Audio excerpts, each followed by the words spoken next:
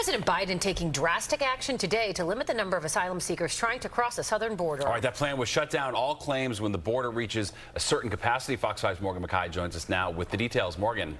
Stephen, Teresa, this is the first major border policy that President Joe Biden has enacted since taking office, and it comes just months before an election where immigration is likely to be a top focus.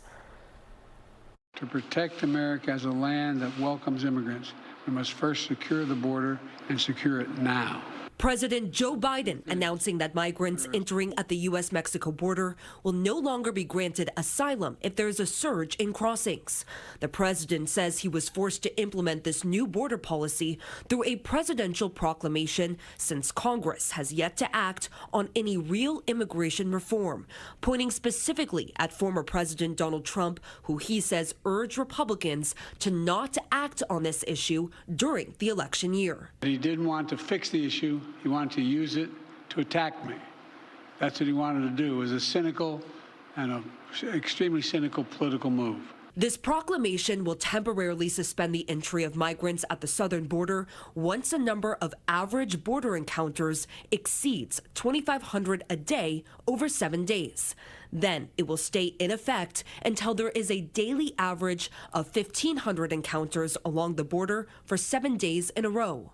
According to Fox News, in just the last 24 hours, there were more than 5,200 encounters at the border, more than double the cap that the president put in place now. Mayor Eric Adams, when asked about Biden's announcement, said that he is supportive of anything that stems the flow, but says there must be a program put in place that evenly distributes where migrants are relocated. We can't continue to manage 5,000 a month. More than 200,000 migrants have been bused or flown to New York City since the spring of 2022. And the migrant crisis has already cost New York City more than $6 billion. Governor Kathy Hochul, who attended Biden's event, was asked after on MSNBC why the president wouldn't also include an expansion of work authorization so migrants can be granted work permits faster. The Biden administration is working hard to give the work authorizations, but there are backlogs because guess what? Once again, we don't have the money allocated from Congress. Mayor Adams did not attend Biden's event and was asked if he was invited.